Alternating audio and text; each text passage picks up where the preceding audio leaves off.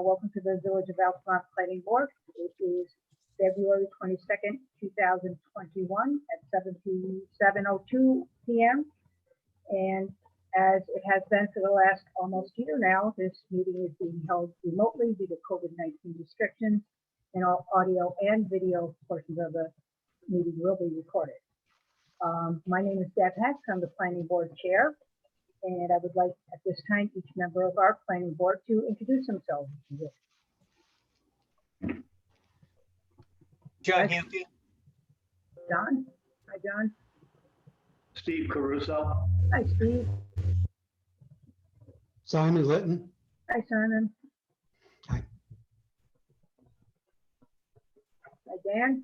Barb, Dan mute. He- Oh, Barb, mute. Barb. Hi, Barb. Dan Head. Hi, guys. Also representing the village tonight, we have Ginger Hanna, our planning board chair, and Lance Moore, our building inspector. We have 3 items on the agenda tonight. This is a meeting and not a hearing. So tonight there will be no option for public comment.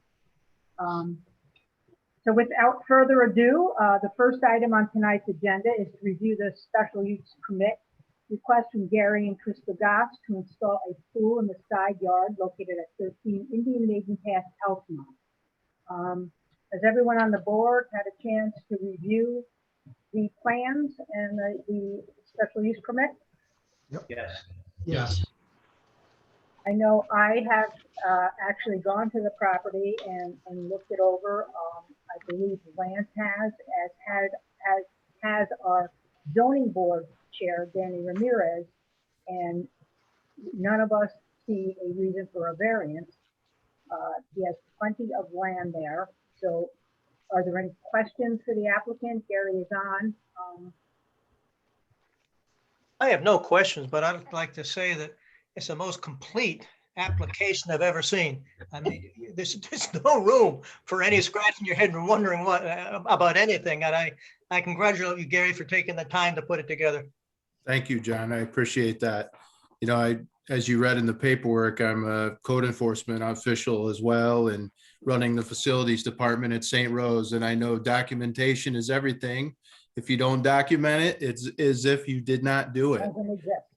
So, you know, I reviewed everything several times before I embarked on filling the paperwork out. So I wanted to make sure that everything was complete. Thank you for the good comments. I totally agree with John. Okay, with that being said, could I have a motion to schedule the public hearing for Gary and Crystal Goss? So moved. Hang on, let me give you a date. March 22nd, 2021. Okay, John, go ahead. Now you can so move it.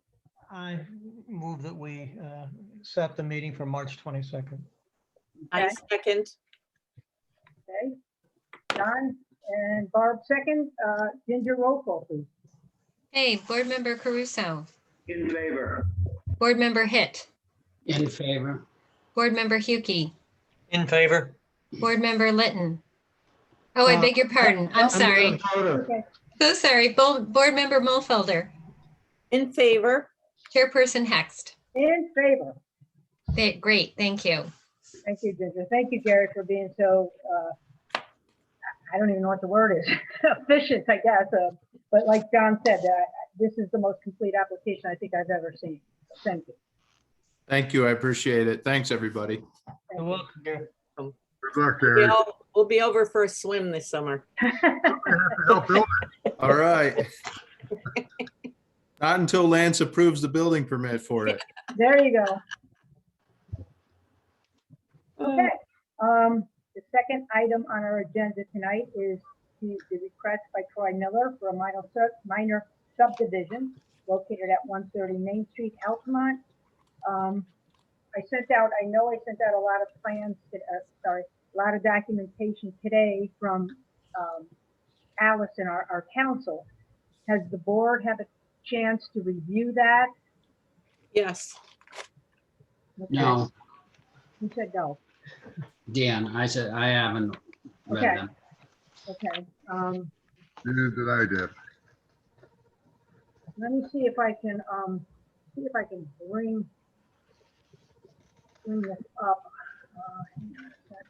Let's see what I can do here.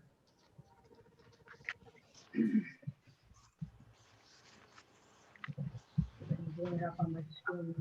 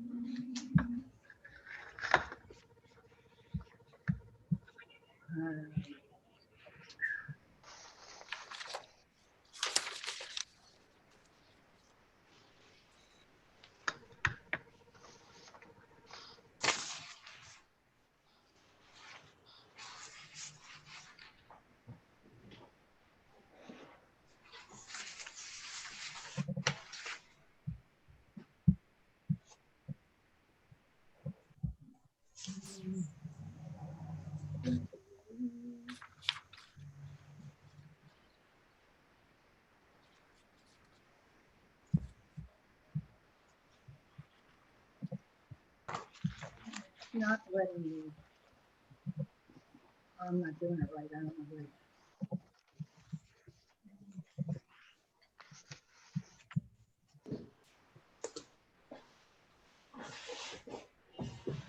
Giving me,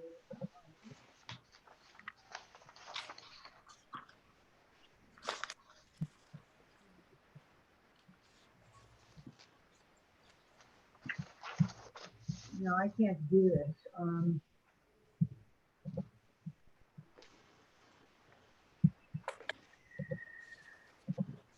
It's not letting me get to my tab to share the screen. I don't know if everybody wants to take a few minutes to review the EAF. I can read what Allison actually sent if you want to do it that way. Carrie, this is Dean. Does Deb actually have rights to be able to Yeah, share screen? I do. I just can't get the tab up correctly Oh, okay. to do it. She can share without me giving her permission. Yeah. Is it on the website, Deb? Or do you want to send it to me and I can open it? It is on the website. Hang on. I can try to find that. Now, see, it's not, wait a minute. Maybe it's opening. Hold on.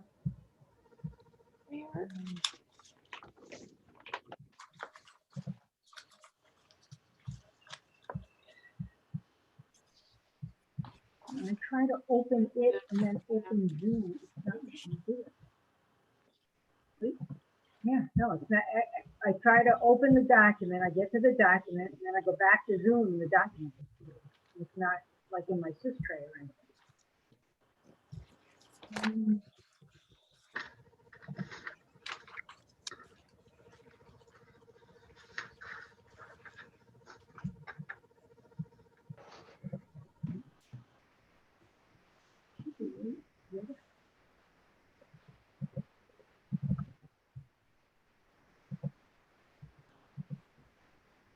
Deb, are you trying to share the EAF part? Trying to share the EAF, yeah. I've got it right here on my screen, but when I go back to Zoom to try to share it, everything disappears. Okay. Let me see. Hold on. Let's see. Can you see something right now? Yeah, Yeah. Yes? yeah. Yeah. Okay. You tell me when you want me to move it. Okay, hold on. Stop right there. Okay. So, this is the EAF that is prepared by Allison. This is part one of the EAF. And if you have a chance to look through part one, part two, and part three, Allison's draft resolution considers this a neg deck based on the fact that, you know, the answers to these questions. So we have to go through each and every one of these Try and maximize my screen here so I can see it. We have to go through each and every one of these questions and make sure that all of us agree with the answers that are on the EAF. Try and make this bigger so I can see it.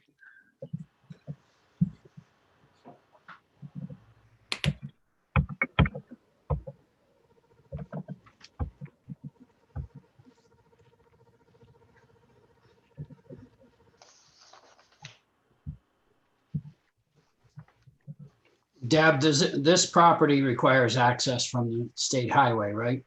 It does not, and that's Oh. part of the, that old easement or restriction was something that I sent from Allison, from Troy's attorney, that basically, in a nutshell, absolves the planning board from any obligation to that easement should anything come up in the future. Okay. Let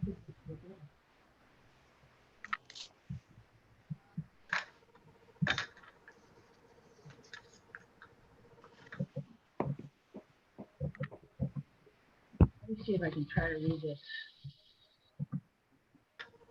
All right, does the proposed action only involve, can you make that bigger, Carrie? I can't. There you go. Okay, that's good. Okay. All right. Question number one, does the proposed action only involve the legislative adoption of a plan, local law, ordinance, administrative rule, or regulation? The answer to that we saw as no. Does the board agree with that?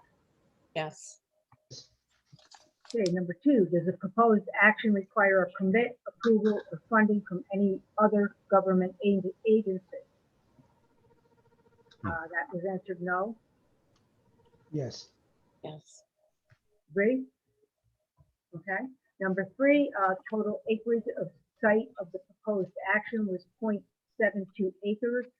Total acreage project site and any contiguous properties owned or controlled by the applicant or project sponsor is 1.01 acres. Mhm. You know with that? Yes. Okay.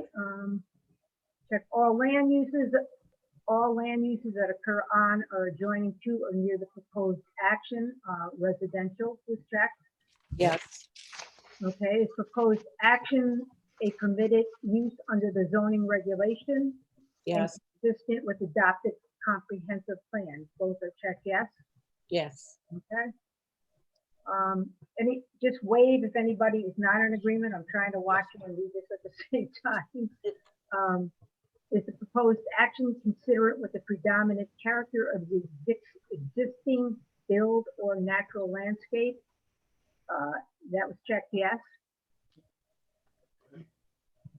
Everybody okay with that? Yeah. Yes, sir. Okay, is the site of the proposed action located in or does it adjoin a state or critical environmental area? That is checked no. I know that there was some question regarding that. The EAF mapper had some contiguous areas of wetland and possible of hazardous waste. But the supposed hazardous waste area or contaminated ground was within 2,000 feet. The wetlands are set far enough behind the property that if built to the spec of our code should not interfere with the house. So I just kind of wanted to clarify that for people. I know there had been questions regarding that. Simon, I know that was a question you were asking. Are Hey, you Deb. okay with that? Yes, sir. Deb, the critical environmental areas are a specific resource identified by DEC. There, as far as I know, there's only one in Westerlo and one in Saratoga in this area. The critical environmental areas don't include all environmental areas. It's a very specific designation. There's one listed at the corner of Fairview and Park. That was some old plant of some sort. No, that's listed as an inactive hazardous waste site. But it is listed as a critical kind of area. Right, but that's different than critical environmental area. Oh, all right. Oh, okay. I'll see that. I understand what you're saying, Yeah. but critical environmental area, there's a specific regulation that DEC has to identify critical environmental areas. So I could look up the regulation if you ever need it, but there's none in the Altamont area as far as I know. Okay, all right, okay. So then, I guess that, Simon, are you okay with that particular Oh, one? yes, I totally agree with. Okay. with that. 8, will the proposed action result in a substantial increase in traffic above the present levels? That was checked no. Are public transportation services available at or near the site of the proposed action? That was checked no, but that could be yes, if there is a bus stop. We could change that if we needed to. Are pedestrian accommodations or bicycle routes available on or near the site of the proposed action? There are sidewalks. So again, we could answer yes to those. Number 9, does the proposed action meet or exceed state and energy code requirements? The proposed action will exceed requirements described design features and technologies. We check that no. Will the proposed action connect to existing public-private water supply? Yes. And I have contacted Jeff about that, our DPW supervisor, and he's okay with it. Will the proposed action connect to existing wastewater utilities? Yes. Again, Jeff has no problem with this. 12, does the project site contain or substantially contiguous to a building or architectural site or district which is listed on the National or State Register of Historic Places or has been determined by the Commissioner of the New York State Office of Park Recreation and Historic Preservation to be eligible for a listing on the State Register of Historic Places? We checked no on both of those. Anyone have any comment on that one? Yeah, that's in the historic district.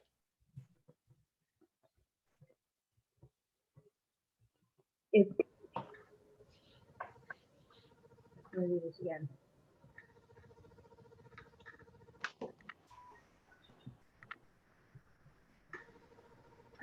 Contain or substantially contiguous to a building, architectural site or district which is listed, but I don't believe it's listed on the National Historical Register. National or state register. It is definitely listed. It's shown as that on the DEC mapper. As the national? State. State, It's state. right, yeah. So that's asking national No, No, it's both. or state. Oh, you're right, okay. And I believe everything on the New York State Register is on the National Register, so it doesn't matter. I don't know about that. Well, So, so we can check that. That can be checked, yes. That's a definite yes. how far, Simon, how close is it? I haven't looked at it. How close is it? It's actually within it. Right? It's within it. Yeah. Okay. All right, we're gonna change that to a yes. I don't think that imposes any burden on Troy. It doesn't, but No. it should be checked yes. Yeah, You know, just like the ones above regarding transportation and pedestrian access, you know, we need to make sure they're checked correctly. Okay, number 13, does any portion of the site of the proposed action or lands adjoining the proposed action contain wetlands or other water bodies regulated by a federal, state, or local agency? oh, you're skipping 12B. 12B? No, I said that one. Oh, you did? Sorry, yeah, I did. Sorry. Is the project site or a portion of it located in or adjacent to an area designated as sensitive by architectural sites on the New York State Historic Preservation SHPO architectural site inventory? That's a no. Okay, everybody's in agreement with that? So, back to the wetlands one. Does any portion of the site of the proposed action or lands adjoining the proposed action contain wetlands or other wet water bodies regulated by a federal, state, or local agency? That is checked no. I understand there are wetlands on the property, or at least contiguous to the property, but in my discussions with Allison today, they are to the rear of the property and actually in an adjacent property and not that particular property. Good. So then would the proposed action physically alter or encroach into any existing wetland or water body? That's a no. Okay. Identify the typical habitat that occurs on or are likely to be found on the project site. Check all that apply. The only thing that's checked here is suburban. Are we okay with that? Yep. Okay, number 15, does the site of the proposed action contain any species of animal or associate habitats listed by the state or federal government as threatened or endangered? That was checked no. Simon, you had some questions on that? Oh, yes. The entire village is within the habitat area of the threatened or endangered Indiana bat and the northern long-eared bat. So does everybody feel that that should be checked yes? That's the case, yes. Yes. Okay.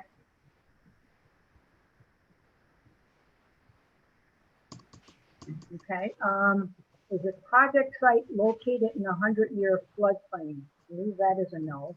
It's a no. Will the proposed action create stormwater discharge either from point or non-point sources? Will the stormwater discharge flow to adjacent properties? Will stormwater discharges be directed to established conveyance systems, runoff, and storm drains? Everything was checked no there. You know, hopefully Jeff reviewed this, our DPW supervisor. He didn't have any problems with either one of these applications. So I'm hoping that those no's there, everybody's in agreement with. Okay. 18, does the proposed action include construction or other activities that would result in poundment of water or other liquids, retention pond, waste lagoon, etc.? And that was checked no. Okay.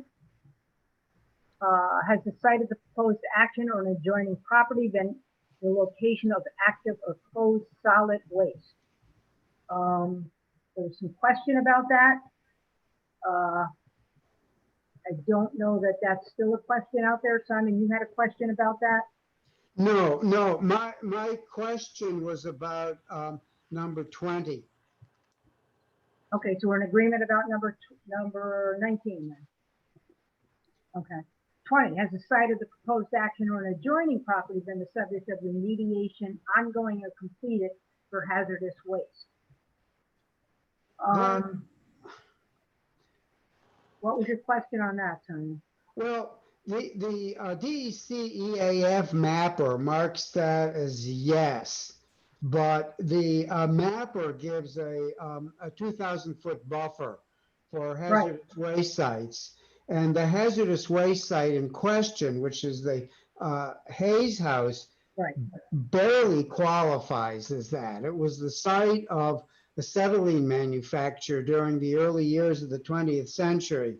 It was not a coal tar type facility. It wasn't a manufactured gas facility, which is usually what those things are. But this was an acetylene facility. So it really is, and it's a long ways away. So yeah. I would be happy checking that no. Okay. Is everybody okay with checking that no? Mm-hmm. Yep. Okay, so then the only ones that I believe we were on this part were in question was 12A we want a yes, and number 15 we want a yes. And then Well, Deb, I still had a question back in the beginning when I talked about any permits. So there's no driveway to Main Street proposed Uh, or ever anticipated, because then it would require a highway work permit or a driveway release from DOT. And it's not an issue, but it should be marked if it's, do you mean that they're going to have a driveway like anybody else? yeah. That, A driveway, any break in access to a state highway requires coordination with DOT for a driveway permit. It's simple, but it's an approval. what one are you questioning, Dan? Back on page 1, that's what I was asking before about the access. Okay, he's gonna need a curb cut, Dan. What's that? He's gonna need a curb cut in the highway. We know Yeah. that. He has enough road frontage to have a second driveway. Right, so if there's a curb cut on the state highway, they need approval from DOT. It's very Absolutely. straightforward. It's simple to get, but it is an approval. Yep. Go back up to number 2. It says require permit or approval or funding from another government agency. The permit approval would be Right. from state DOT for the curb cut. Correct. It's very simple, but it's necessary. We'll get one before the permits are issued. Yeah. You say we, Lance, who's we? Well, Troy will, but I'll follow it up. I'll make sure we have approval. Well, that's gonna have to be made as part of the condition to approve the special use permit then. Yep.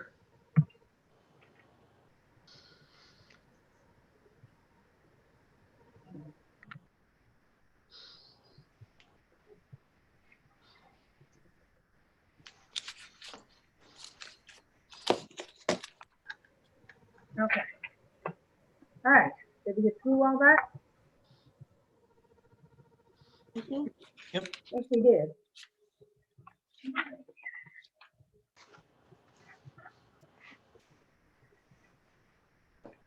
Back to George here now. All right, so, I don't know that everyone had a chance to read, what I sent out from Allison, the resolution, for the concept plan for a neg deck for Troy. Yes. I saw it. Everybody saw it? Carrie, you can, stop sharing that now. We're all good with that. Thank you. All right, so let me go through this. Does anybody have any questions on the application that Troy submitted, Yeah. on the plans that he submitted at this point? No. None. Has everybody had a chance to review them? Yes. Okay, then, what I want to do then, nobody has any questions or comments. I know we have a few things that we have to add to the resolution. Troy, are you on? I can't tell. He's muted How do we know he's on? I don't see, oh, because I see his picture. Oh, there he is. You're muted, Joy. How about now? No, you're good now, but your face is gone. Oh, that's all right. My face isn't great anyway. Troy, you've heard some of the comments being made regarding the EAF? Yep. Okay, so you're okay with changing perhaps the EAF to reflect the concerns that we had? Yeah, that's fine. And you'll get a curb cut, okay, from DOT? Yeah. Typically, it's part of the building permit All right, so then, if no one has any other questions for Troy, did you have a chance to see the resolution, Troy? I'm sorry? Did you have a chance? I know Allison was sending the draft resolution to Mr. Slingerland. I don't know if he shared it with you. I just talked about it with George, Mr. Okay. Slingerland. Yeah. You did. Okay, all right. So then, I will read this, if you bear with me. I'm not gonna read all the whereas parts of it. I'm just gonna read the now therefore be it resolved as follows. The planning board hereby determines the proposed action will not result in any significant adverse environmental impacts and issues a negative declaration under the New York State Environmental Quality Review Act. Number 2, the planning board hereby determines that the concept plan meets general purposes of the Village of Altamont subdivision regulations, subject to the following specifications, recommendations, and modifications stated below. A final proposed plat plan shall be submitted to the planning board, which includes the following modifications. Proposed building envelope showing the required setbacks in which proposed single-family structure may be built, including but not limited to the maximum front yard setback and the area to be left undisturbed. A note stating as follows: if the 30-foot wide exception and reservation for street purposes in the chain of title for the subject property is determined to be enforceable by a court of competent jurisdiction, instead enforcement would prevent the development that accords with the minimum standards and requirements for development in the R10 district. Building permits shall not be issued until any necessary variances have been obtained from the Village of Altamont Zoning Board of Appeals. I'm going to stop there and ask if anybody has any questions on that from the board. No. No. There's that It was steeper clarified. road that's been in existence since the late 1800s or something. That's what that is referring to. And basically it's saying that it's not the board, the planning board, if that were to come up, that would determine the legitimacy of that said restriction. Okay, so the applicant shall submit 12 copies of the proposed final plat with the aforementioned notes added. A public hearing on the proposed plat shall be held. We'll determine that in a minute. The public hearing shall be held remotely in accordance with the Village of Altamont COVID response plan. The proposed subdivision shall be referred to the Albany County Planning Board pursuant to General Municipal Law 239-M. And Lance, if we decide to set the public hearing for March, that has to be into Albany County Planning Board by March 8th for them to review it on their March 18th meeting. Correct. So with all that being said, can I have a motion to accept the resolution as it's presented and to set a public hearing for March 22nd, 2021? Is that enough time to get everything back to the board and not get it the same day? Yes, it should be done. That, you know, this was just something that isn't normal, as you know. But yes, it should be. I make that motion. Barb I'll second it. and Ginger, can we have roll call, please? Yes, I'm sorry, was that Dan that seconded that? Yes. Yes. Okay, all right, Board Member Caruso, In favor? Board Member Hitt, In favor. Board Member Hukey, In favor? Board Member Mulfelder, In favor? and Chairperson Hext. In favor. Thank you. Thank you. Okay, so Troy, public hearing to be held March 22nd, 2021. Thank you very much. Thank you, Troy. Take care. You too. Two. Good. Moving right on. Does anybody need a few minutes to just do whatever they need to do, or should we just continue on? Let's go. All right, let's go. Like that. All right. The next item on our agenda is to the application for a special use permit by Jeff Thomas for an addition to property at the corner of State Route 156 and 146 Alpine Corners. We'll review the concept plan and application, including any environmental assessment form. As to that, this is considered a type 2 under seeker. The addition is less than 4,000 square feet, so it is not, we don't need to review the seeker for this. So, I know we had a lot of questions on this, so I'll give the board a chance to ask either Jeff or I don't know who else, Don, if Don's on. Any questions you might have? Lance, I have a question. Yeah, The last meeting, you were going to get information on the other special use permits issued for the businesses there to see what parking restrictions there were. I'm remiss, John, I didn't finish those, but there are other questions I have to look into, and that's one of them. And we'll probably do that this week. Okay.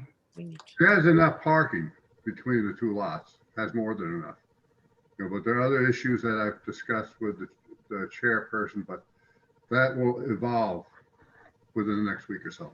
It was Well- the handicap Well, parking. I'm not as confident as you are about having plenty of parking, so we'll wait and see what the other businesses were. Yeah, I think it's a concern of a lot of the board members. You know, if we expand Nadia's restaurant or expand Jeff's addition here, and then we open up that's a public parking lot. So I don't know if I don't know who's on. Are you planning on eliminating any parking for this addition, either Don or Jeff? No, this is Don. We are not eliminating any parking. The only change we're making to the parking is to convert one of the spaces to an additional handicap spot, which would be on the back side of the building. At the last meeting, we talked about having an accessible spot at the rear, and the plans have been modified to show that. The new addition does not encroach on any of the existing parking areas at all. Don, didn't we talk about an additional one up front? I know I brought it up. Yes. Not back, because if someone's handicapped, that's a hike either up the ramp or around. I wanted the one up front, so there'd be two up front. We can add one up front. The new plan does not show two in the front. It only shows one. But if the board desires an additional spot in the front, that's not an issue. There's plenty of parking up there, and in the east corner next to the building, one of those two spots could be converted into an accessible spot if we needed to. So, you know, my feeling on that is that, of course, we need to provide handicap access. I'm old enough and getting to know a lot of people who have some mobility issues. On the other hand, most of the people, I think Americans in general would be able to walk a few steps from other asphalt we've already got in the village. And it seems to me that the 1960s, 1970s idea that you shouldn't have to walk any distance at all is not really appropriate anymore.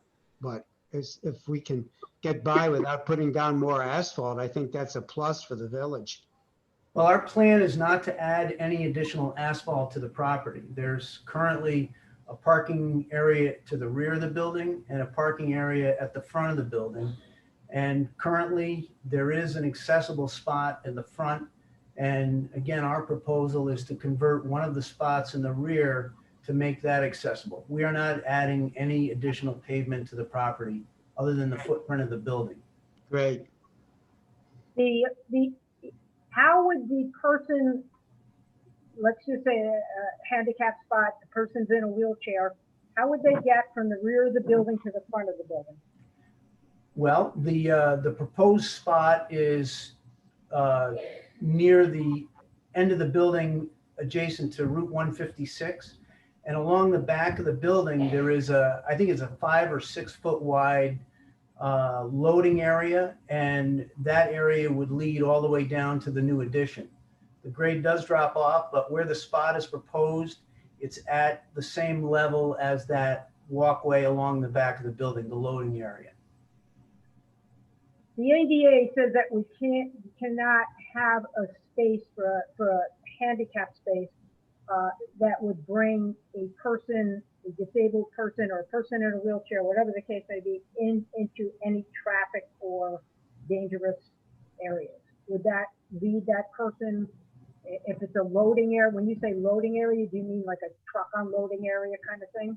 That's an area where it's the rear door of the other tenants, and there is going to be a new door to the proposed addition, which is part of the existing, restaurant that was just approved on that end, the back end of Subway, and that's going to be a new access way into the addition. And the proposed accessible parking spot has an unloading area in the parking lot. There's no area where it would interfere with drive aisles or the state highway out there. Neither in the front or the back? Either in the front or the back. And These are accessible spots that are compliant with the state building code. There's an unloading area that nobody can park in adjacent to the spot designated as accessible.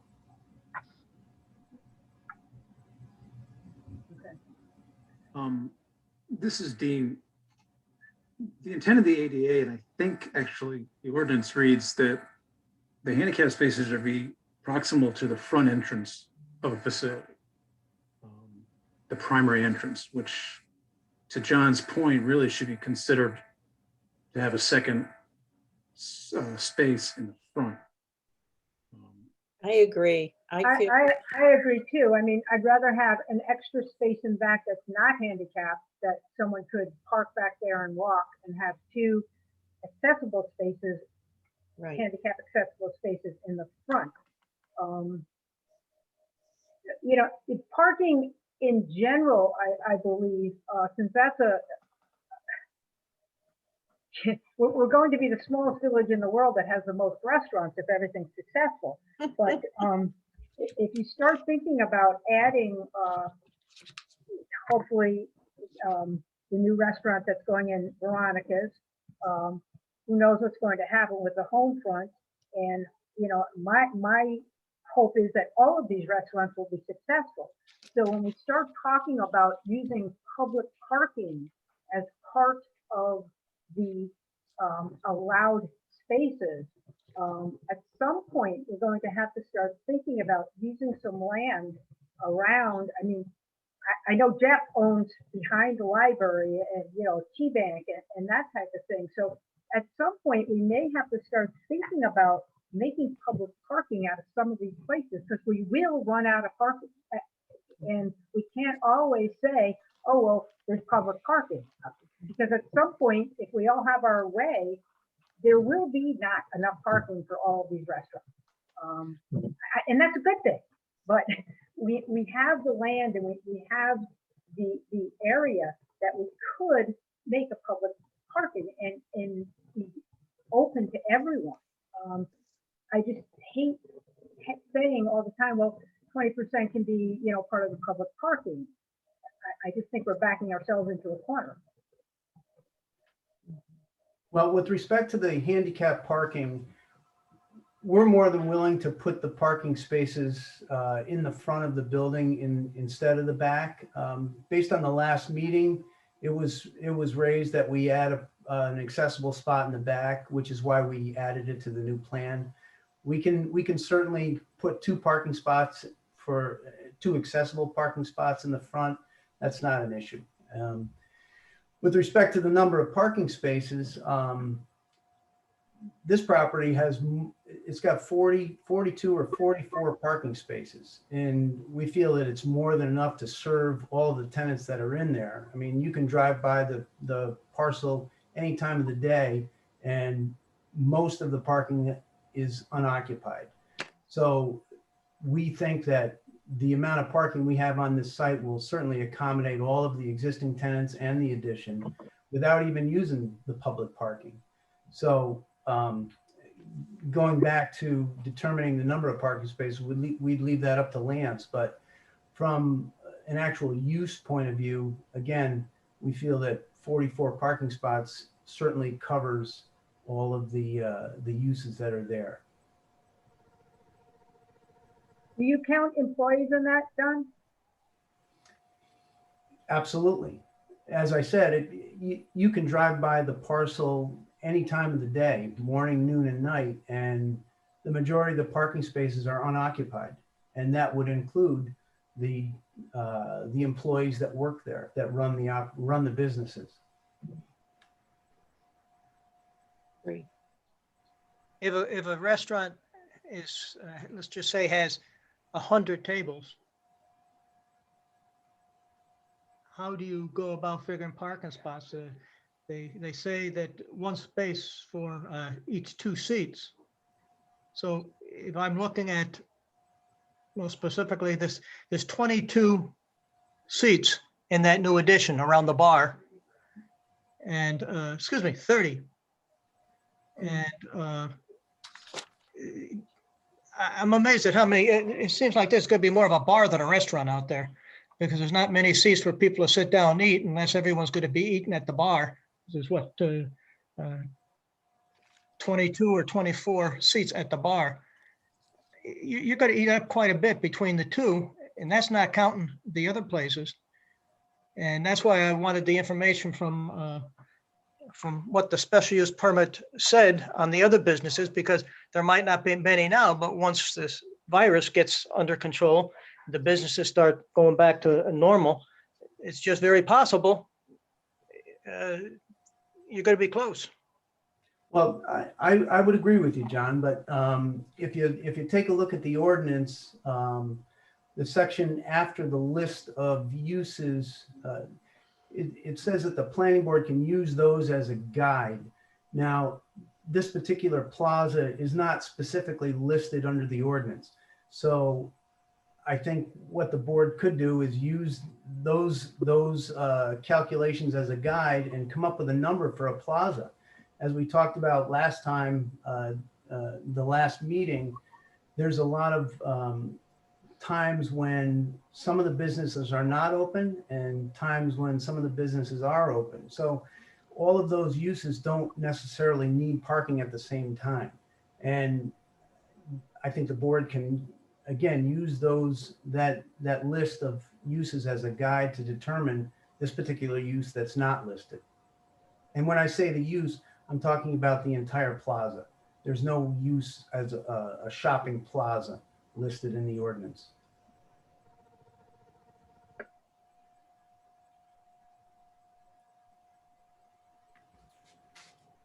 Going on from the parking, Deb?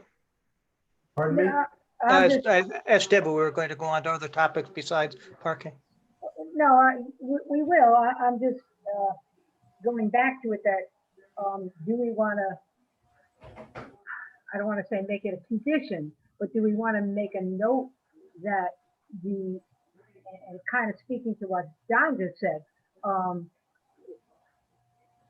that the parking may at some point need to be revisited, and not necessarily just for this particular plat, but just in general. I just think it's something we need to revisit on how we're determining how many spaces are needed for a restaurant or a plaza or Stewart's or whatever the case may be. Because if everyone is successful, we are going to have problems. But Hey, guy. who said that? That's my son. I'll be right back then. Sorry about that. Okay. Anyway, we can move on from parking. I guess we agreed then that we were gonna put the 2 parking spaces up in front and just put a regular parking space in back? Is that what we agreed Yeah. on? Okay. Alright. Other than parking, does anyone have any other questions or comments for Don or for Mr. Thomas? I do. This is Dan. The plans that were presented show a change in the driveway access off of 146. Was there any coordination with DOT to make that change? There is no change proposed in the highway access. The plans- existing accesses are going to remain as they currently exist. Well, the plan you show doesn't accurately reflect what's out there. It doesn't change the spaces, but it's not the same as what's you can even find in the aerial photo of the site. The sidewalk as well, and that wraps around the corner from 146 to 156. And also the spaces, the parking spaces that are immediately adjacent to the driveway on 146. There's 2 of them rather than 1. Doesn't change the total number, but it's not accurate. I'll have to check that, Dan. Okay.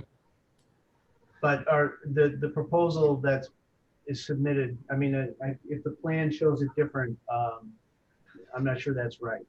Okay, well, just check, because the sidewalk that wraps around, like I said, from Main Street down to 156, that's not what's out there today. And the parking space is right there by that corner. They're the same number, they're just not the same configuration you're showing. Okay, I'll double check that. And if you can get the record plans from DOT.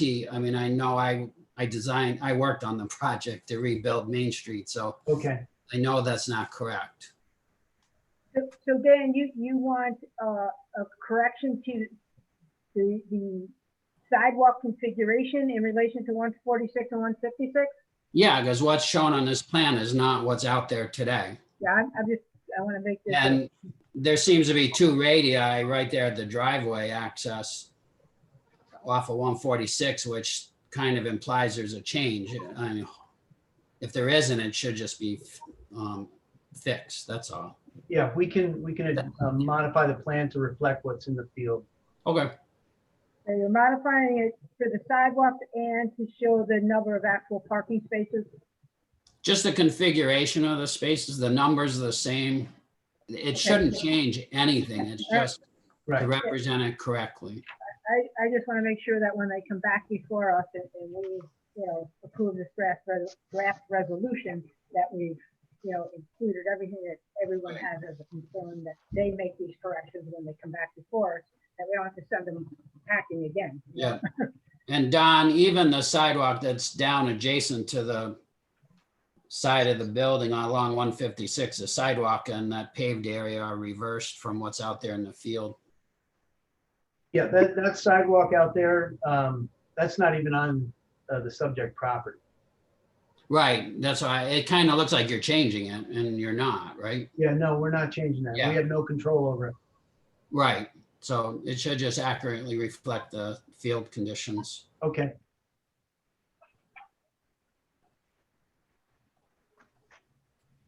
Okay. Thank you, Dan. Yep. Anybody else? I have a question, or I guess a problem with the number of seats in the addition and the fact that they're saying there's going to be music venues. And then to hear some of the type of venues that they're going to have, are we going to have all kinds of loud music? I mean, look at the outdoor area here.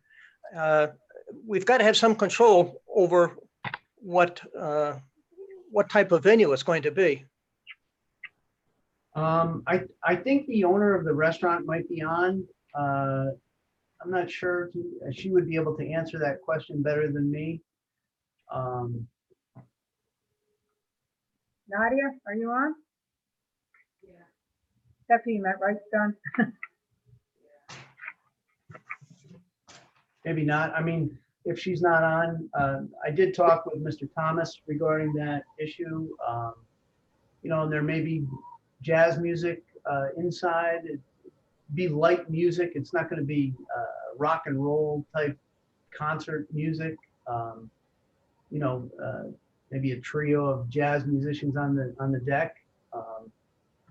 Cultural music consistent with the type of food that's being sold. But I don't believe it's going to be loud, obtrusive music. I'm not questioning what you're saying, Don. I'm just questioning what the owner is going to end up doing if we don't have something in place to have a say about it. I see. Okay. Well, we can certainly address that at the public hearing. I can get more information on what type of live entertainment is going to be available at the restaurant. So we can go that route. We can set hours as far as that's concerned. We can set days as far as that's concerned. You know, I know one thing I would be concerned about at some point, if we ever get back to whatever normal is any conflict with the library functions or the music in the park on Tuesday nights. We certainly wouldn't want interference with any of the library functions, especially if it has anything to do with, you know, the children, or the music in the park on Tuesday night. So, but, you know, like Don said, that we can make this a note that we will definitely address this at the public hearing. We'll have more information, hopefully from Nadia or Mr. Thomas at the time. But I agree with John. I think it's something that we need to know and have something in place. Or, you know, we could say, here's your special use permit, or, you know, and it doesn't include music. If you want to include music at a later date, you have to come back before us. We could do it that way too. Well, I think we'd like to include it with the request. I mean, we don't want to have to come back. I agree. Man. Yeah, we don't actually have a noise ordinance in Altamont, do we? We do not. We go by the town's noise ordinance. Okay. Basically, you know, the reason we do that is our police force is off duty at 11, and most noise complaints come in after that. So at that time, we would call the Guilderland, someone would call the Guilderland police, and they would come and, you know, say that they're in violation of the town, which we are within, noise ordinance. Okay. Okay. I know I have spoken with Jeff Muller, the DPW person, supervisor. He has no problems as far as any connections are concerned with the use of water or the runoff, the rain garden. I know Simon and I discussed the use of a rain garden. Jeff felt that it was adequate. I don't know. Simon, you want to weigh in on that? I really don't have a lot of technical information on that. It's something that requires maintenance. It requires careful planning and placement. If that's not done, then it's of no value. But I can't address the engineering that's gone into the thinking on it. Okay. Like I said, I did speak with Jeff. I got an email from him. He has absolutely no problems with the design as it's laid out. So that's what we have him for. That's what we depend on him for. So I will go by that. I also reached out to the railroad. Those tracks are owned by Norfolk Southern. Norfolk Southern, although ideally would like the building to be 50 foot from the center of the track, there is no standard that they set. So, you know, we have no side setback. They have no standard from the, I mean, most railroads seem to have 50 foot from the center of the track.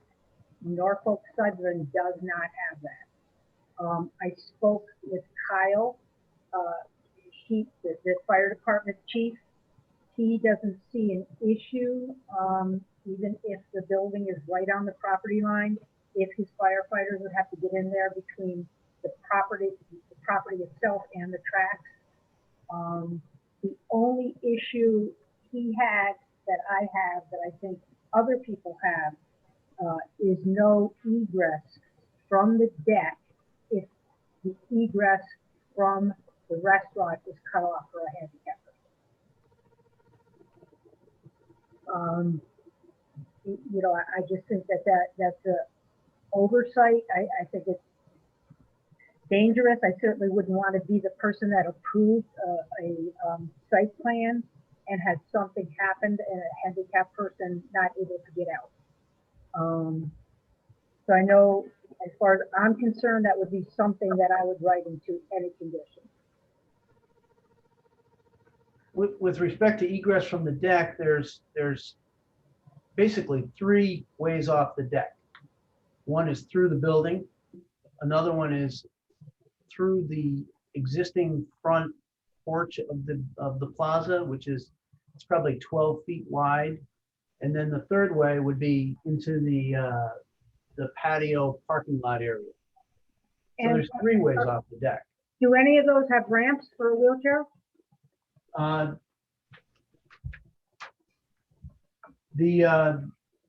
No, they don't. Need a ramp.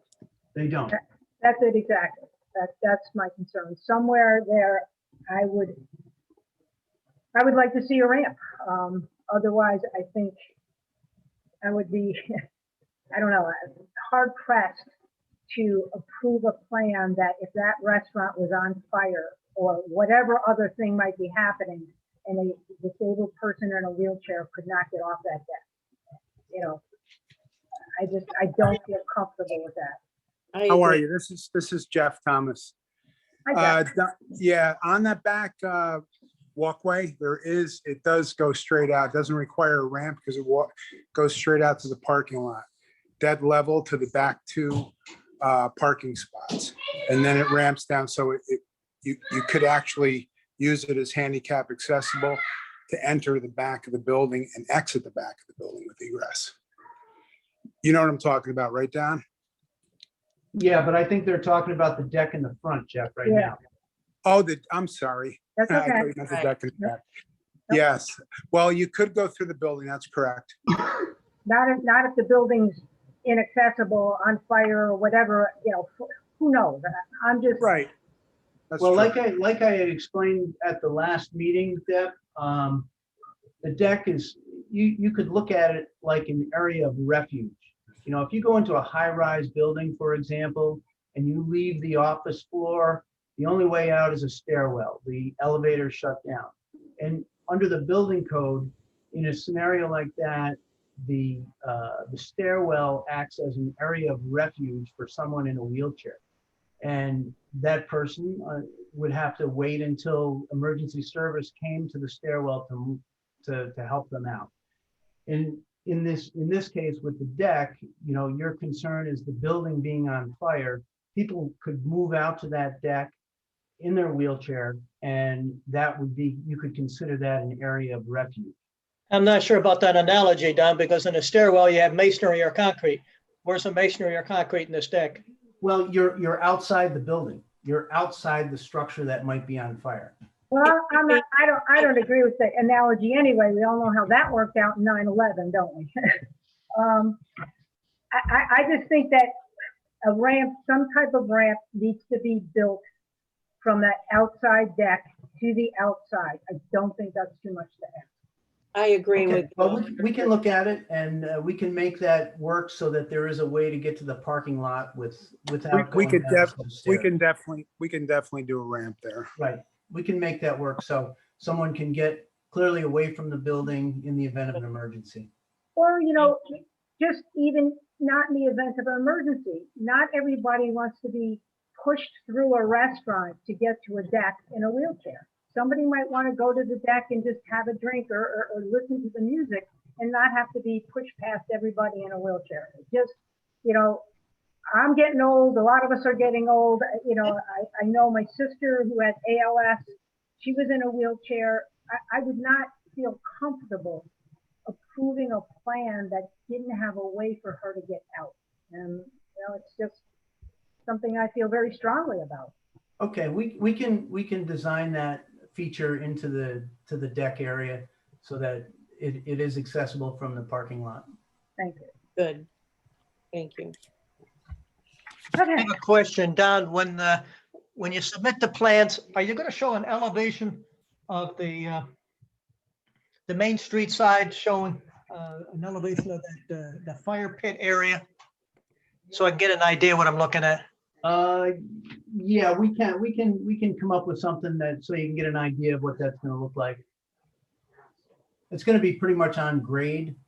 So when you stand in the, you know, let's say you stand at the street, you're really not gonna see much there. It's gonna be like a brick pavers or stamped concrete, something like that. You know, it's at grade. Yeah. But this will all be shown in your final plat plan. Right? Don? I'm sorry? This will all be shown at the public hearing in the final plat plan? Yeah, we'll incorporate the ramp detail to the deck and an elevation of what the front looks like. I think there is an elevation that's Yeah, been this is- submitted. Somewhere. Let me see if I can find it.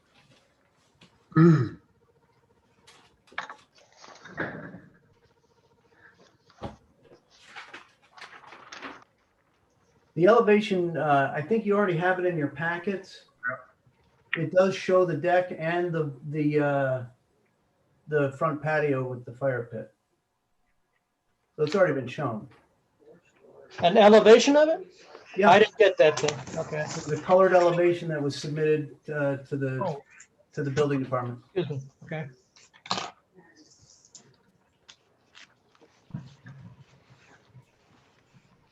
Don, this is Dan. I had a question. During construction, is there any need to occupy railroad right of way to build the deck in this addition? And is the To build a railroad what, going to have Dan? any concerns with that? I'm sorry, you cut out a little bit. I was wondering if during construction, if there's any need to occupy the railroad right of way to build the deck or the addition? And is the railroad going to have any problem with temporary occupancy of that property? I don't believe we're going to need to occupy any of the railroad property to build this project.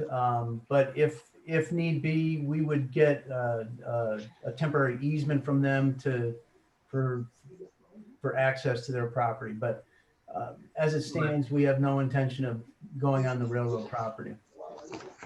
Right, I just think that should be a condition because Yeah. I've dealt with the railroad before and they're very particular about, you know, colors of hard hats and coats and everything else and interfering with their signals. Yep. No, just, it should be written in if you need it. Okay. I had sent, I don't know, Dan, if you saw it, and I can forward it on to Don if you want. I had been in contact with a gentleman from Norfolk Southern that it's the real estate people. When I questioned whether or not they had any standard as far as the distance from the tracks, one thing he did say is that we do require that they do not infringe on the property line, you know, onto their property. So definitely that should be, well, the letter will be part of the package anyway. But Don, I can share that information with you if you want. If you need to That would be great contact if you could do this that. guy. He's aware of what's going on. You know, we've been in contact, so at least it won't be having to, you know, explain everything all over again. But Yeah, I if you will could make share that letter with me, that would be great. Okay.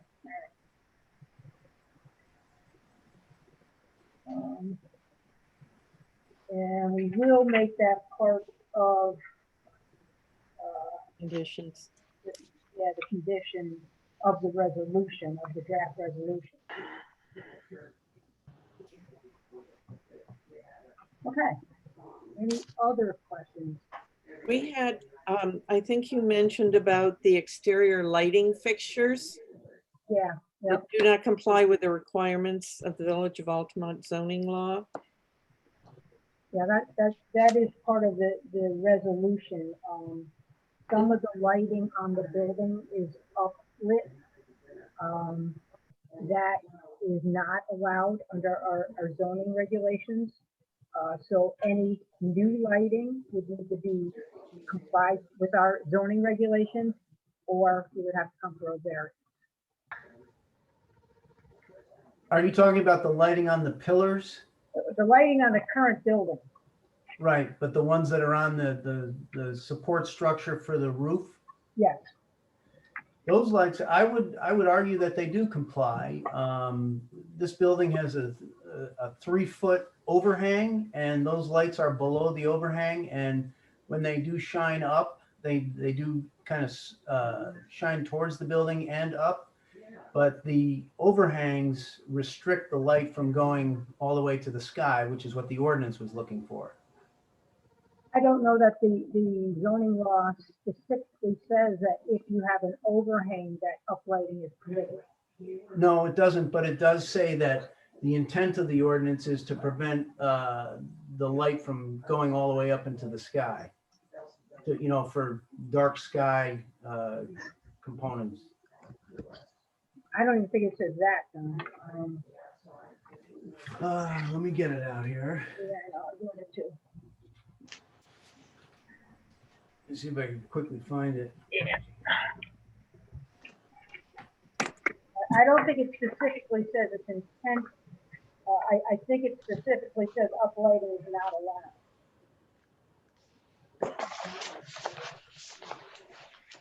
Lance, you want to chime in here? Lighting.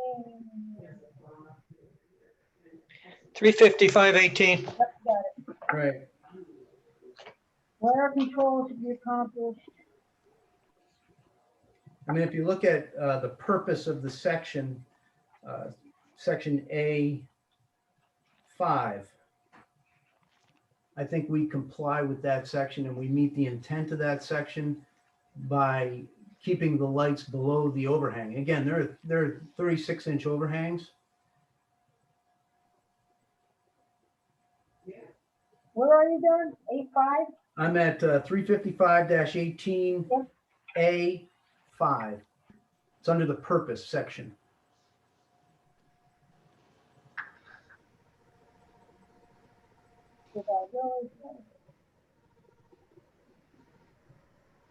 Yeah, it's right there. I think that the overhangs are large enough that it restricts the light from going up to the, above the roof line. And, this is accent lighting to accent the architectural features of the building. And in the new addition, it looks like there's going to be 2 more columns that are offset from the facade of the building. They'll be back further than the existing front.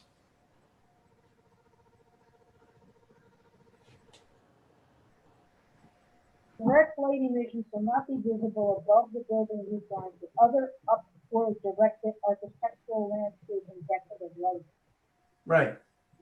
Again, we have building that accents the front of the building, and the overhangs restrict that light beam from going above the roof of the building.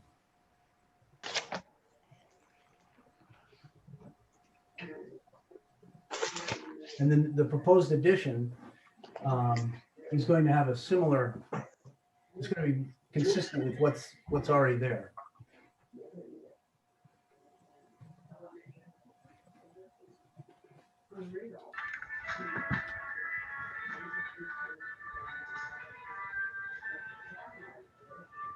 Well, we can leave this as an open item, I think, and just get clarification from council. That would be fine. I mean, We can provide you with, technical information on the lighting that's existing and what's proposed. Okay, If you need that to help clarify yeah, yeah, the existing configuration.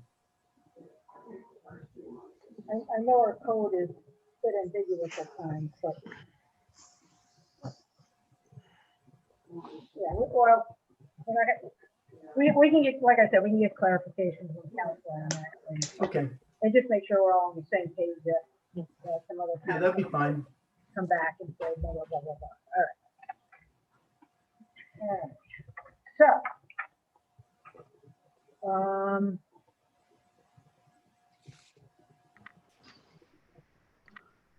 Before we review the draft resolution, I just want to go over what we agreed to. Don, you're going to revisit the parking and the sidewalk configuration. Right, with respect to the parking, we're gonna take that additional accessible space from the back that we added. We're gonna move it to the front so that it provides accessibility, two accessible spots in the front of the building.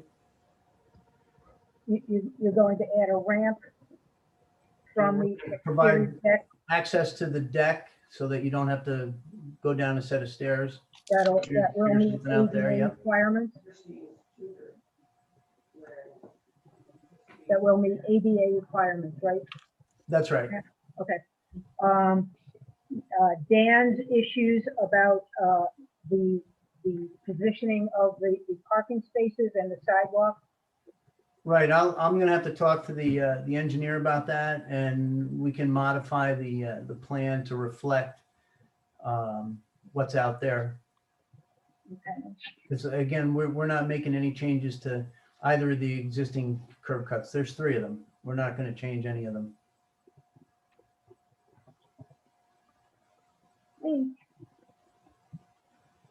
That's all I had. The only other thing that we need to add is you will get an easement from the railroad if in fact you need to infringe on their property when constructing the new.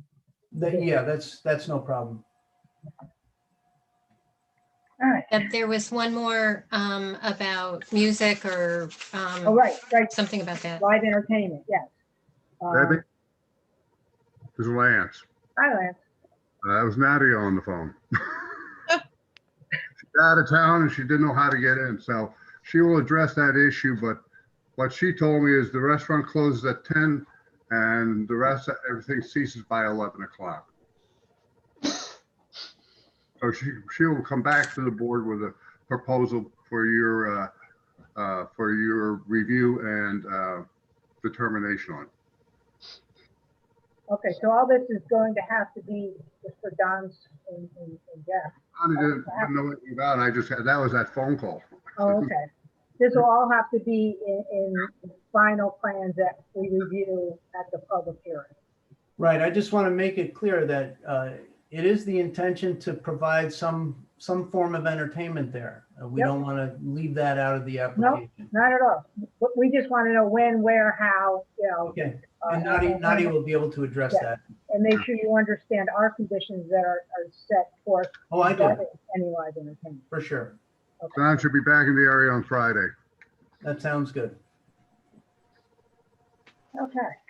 Deb, this isn't part of the, what you're working on here, but while Lance is here, I want to be sure, Lance, that we can get that information on the parking areas required for the other businesses ahead of time so we can review it before the meeting.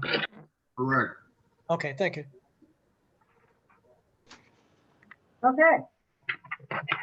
So then, let me, with the addition of everything that we've mentioned, and, Ginger, I know this will be part of the minutes, I will speak with Allison to make it part of the conditions. I also have to speak to Allison about the lighting and whether or not the lighting does or does not comply with the way our zoning laws are written. I think that's all I had. Don, I'm sending you the information from the railroad. think that's all I had on my, plate. Can I ask a procedural question? Sure. Is the next step a public hearing, and subsequent to that, or prior to that, the application gets sent to Albany County Planning Board? Is that Yes. correct? Yes. Well, as Okay. soon as we set the public hearing, which we did for Gary beforehand and for Troy, we will have Lance send the information to Albany County. And if he sends it in, he has to have it in by March 8th for them to meet, but they meet on March 18th. So hopefully we will have everything back from them by the March 22nd meeting. We hope to send it Thursday, Deb. What? Ginger and I have discussed it. We hope to send that out by Thursday, no later than next Tuesday. To Okay. Albany. All right, so you'll be sending, you'll be sending Troy's and Jeff's. Yes. Okay. Did you Okay, say we're and meeting with on this- March 18th? No, no, March 22nd. That's what I thought. Thank you. March 18th is the Albany County Planning Board. That's when they meet. So Lance needs to have the, Everything to them. Well, we kind of have it already. You can't send it until you people set a date for the meeting. right. It's kind of sitting there right now. That and the public notice. Does that answer your question, Don? It does, and I have one other question with respect to the seeker process. Mhm. I believe that it's been determined that this is type 2 seeker. Correct. And no further action is needed by the board based on that determination? That's correct. Okay. Yep. Yeah, I That said that sounds- in the beginning. I don't know if you missed it, but yeah. you're I just want to absolutely make sure that I'm on the same page. Yep. Okay, there's no other questions. I will read the resolution from our attorney. Deb? Yeah. Are you going to go through the submitted environmental assessment form? No, we really don't have to sign it because it's a type 2. So we really don't have to go through the secret process. But we did for Troy, and that was also a type 2. No, that wasn't. Oh. Well, I do have a question here. That the document says that, let's see, looking for it here. Is the project site located in the 100-year floodplain? And the form submitted by Nadia said it was. The DEC mapper says it is. This says it's not. And when you look at the map of the 100-year flood plan, it is, or plain, more than half the area of the tax parcel is within the floodplain. So I'm confused about how to interpret that statement.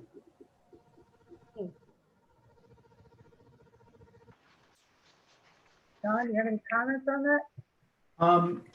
There may be a portion of the property that's within the floodplain at the backside along the creek. Well, the area where the addition is not at that elevation. Correct. And it didn't flood there the last flood anyway. Oh, all right, but there's an area on the map that shows that well over half the area of the parcel is within the floodplain. So the building is what, entirely to the north of that? Or are we only concerned about the addition? I don't know how to read that. Well, the existing building is existing. And the proposed addition, I believe, is outside of that line. Yeah, But when an application is made for a building permit, anything that's within that 100-year floodplain would need to be built according to the regulations applying to the floodplain. But again, I believe that the proposed additions outside that 100-year floodplain. Lance, you, Well, when you had No. Irene, it didn't flood in that area. no, John? well, I don't think that's the question. Yeah, but that's not an answer. Right, the question is that within the floodplain or not? And if it is, what remediation, does the applicant have to take, to alleviate that issue? Well, what we're going to build the building where the finished floor elevation is well above that 100-year flood elevation. So even if it did flood, the finished floor elevation will be well above that the flood elevation. Is there, according to the village code, you need to have what the hell is it here? You need to have I think it's a flood certification letter. But yeah, Yeah, you need to have or the building should have had a floodplain development permit. If the back of the building is within the floodplain, then there should be a permit. Do you know if such a document exists? There is no such document. This building was built well prior to the development of the National Flood Insurance Program, which is what developed the floodplains. So there is no document like that out there. This building, I don't know what the year it was built, but it was built long before the 70s. Yeah, Don, isn't it Brett Steinberg's his engineer? He is. Why don't we approach the engineer? Have the Well, engineer, we can certainly certify that the finished floor elevation is above the 100-year floodplain. I think the question is whether or not there's been a plan developed for the property. And again, the building was, I don't know the year that it was built, but it was built prior to the enactment of the floodplain regulations. There's another part to the floodplain regulations though, and that's where if the encroachment were to increase the elevation within the floodplain, which I find it unlikely to do here, but that's the part of the regulations that if you were to put a fill or a building in a floodplain, do you increase the elevation beyond the 1 foot elevation that's called out in the floodplain regs? That's right. So it's unlikely here, but if you're outside the floodplain, then there's no issue here. but John said he would have the engineer certify it's being built in accordance with that. And if this is truly a type 2, Deb, then there's no need for the EAF. That's right, that's what I said. So you could have it rescinded and if you wanted to get rid of the confusion. Well, I think it's a valid question, and I would certainly ask that Don, check into it, have the engineer look into it. I think it would benefit you as well as anyone else to know that you're building it, that in the case of a flood or another Irene or whatever, that your building will be safe. I don't have to make it a condition, but certainly would be something nice to see. Well, we'll certainly include it with a building permit application. Okay, thanks.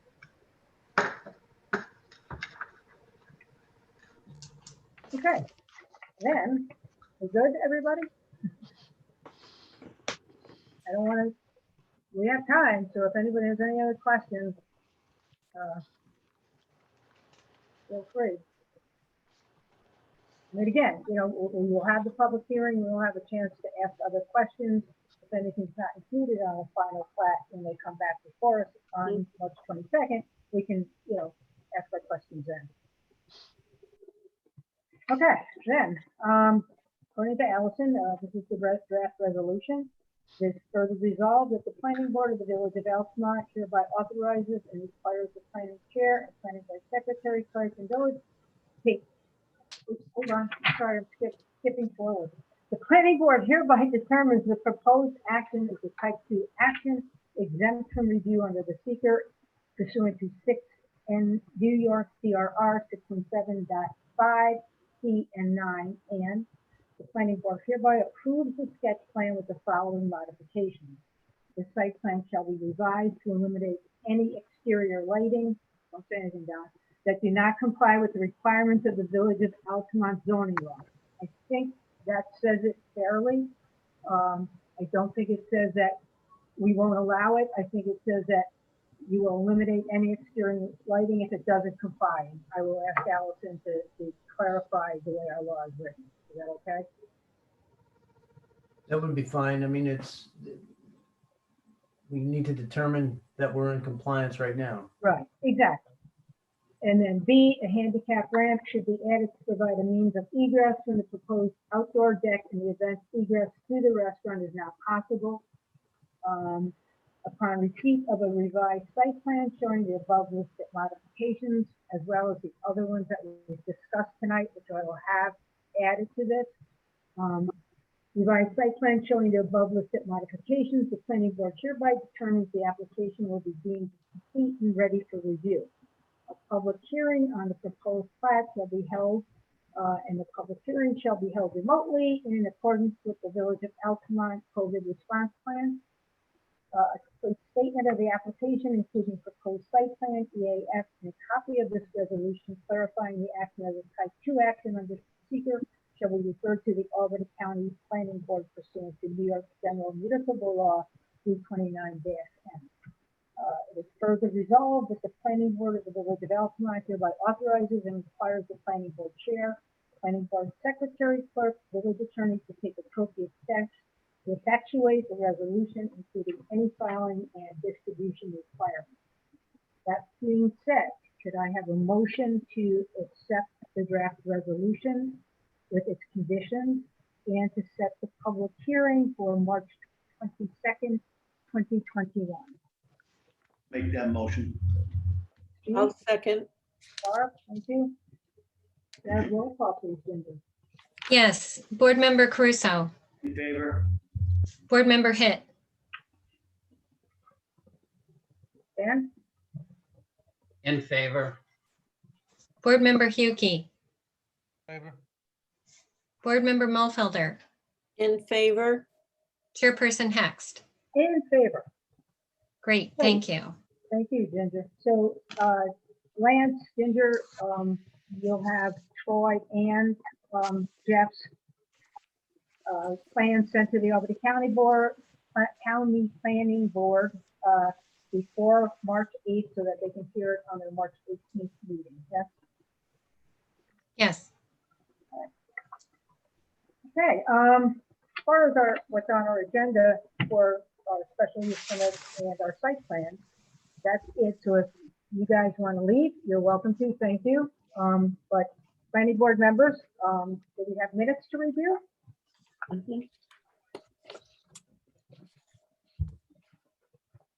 And does anybody have any questions on the minutes? No. No? Nope. And I left my minutes.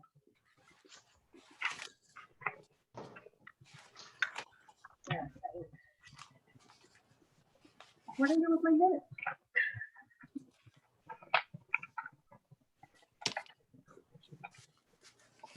Thought I had a note on it.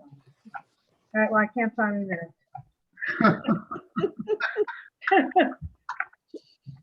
Oh my God.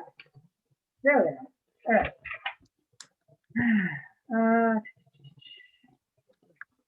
Thought I had something.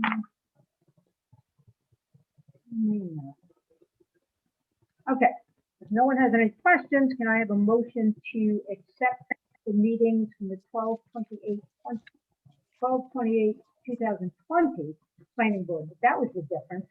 The 2020 12/28/2020, not 21, planning board meeting. I make that motion. Barb, Second, I'll second. John. Okay, Ginger, roll call, please. Okay, Board Member Caruso, In favor? Board Member Hit, In favor. Board Member Huki, In favor? Board Member Mulfelder, In favor? Chairperson Hext. In favor. Thank you. Thank you. Anybody have anything else that we'd like to discuss? Any new business, old business, anything anybody wants to bring up? Yeah. Think we're good? Simon? Yeah, Lance was going to talk to Nadia about the styrofoam and the packaging. Yes. Yes. And what did she say? Oh, shall I just tell them what happened? Well, yeah, go ahead. So long story made short, I went down shortly, 1 or 2 days after you. Not there, the bar manager was. Bar manager said, well, you know, that doesn't come into being until 2022. We checked and it was in place 2018. I relayed that to Nadia. I said, get rid of it. Oh, and here's the sweet deal. The fines are pretty substantial. What? Yeah, the fines for that violation are pretty substantial.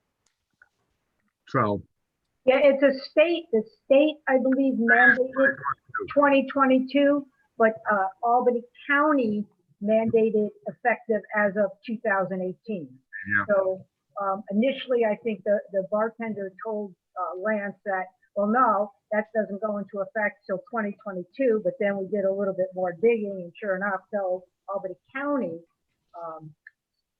said ours is in effect for as of 2018. So Lance, do we give them a certain amount of time to do that? Have you sent them a letter to get them to sign that they? actually, I'm on my way there tomorrow to do an electrical inspection. Okay. I'll be there probably a little after 3. I've told them I'm coming. Do you have to do a letter, a formal letter, or can you just speak with them? I would rather speak with them, Barb. Yeah. And if I won't follow up, then I would do a letter which the board can peruse too. Yeah. Yeah. My daughter works for DECN. Oh.